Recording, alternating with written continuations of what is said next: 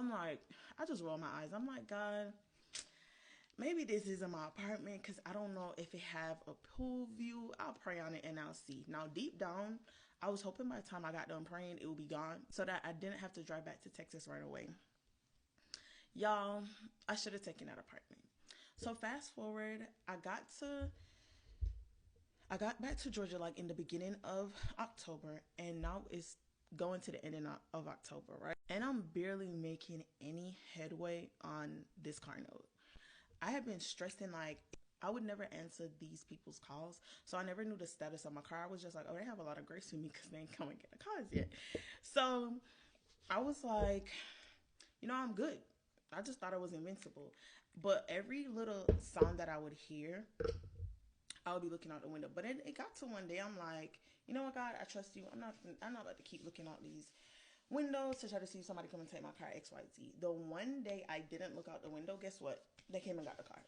So on that same night, though, I heard God say, you're going to get your car back. Now, if you remember in my last part, I talked about how I was following Tiffany at this point, and I learned about spiritual warfare, like tactics to use when you're going through those seasons. One of the weapons that she talked about was praise being a weapon. And in that season, I was like, well, this is the perfect time to try it out. Praise being your weapon is basically you thanking God throughout a hard season, which is basically saying, I'm going to thank God now because I know He's going to come through for me. So that's what I did. When I woke up in the morning, I called them and they were basically like, yeah, you're never getting this car back. You're never getting it back. Fast forward a month later, I think it was, God had led me, like, I was trying to figure out how to get the car back.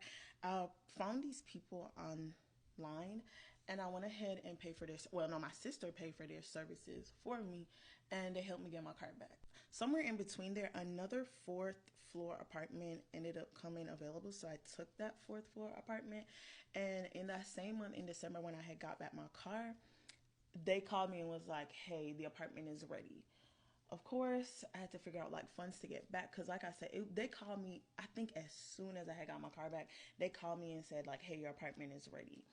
Within all of that, I ended up moving back to Texas. So now why I say don't try to take the wheel in this whole plan of God's plan is because if I would have literally just taken that apartment, because it's like deep down I knew I had the free will to go ahead and get that apartment because I had already seen in my dream like, Tony, you're gonna get a fourth floor, without trying to think like, oh, God is gonna make me go back next week. How it would have worked out if I just took it is that 3 days before they came and got my car, I would have been in that apartment and they would have never taken my car.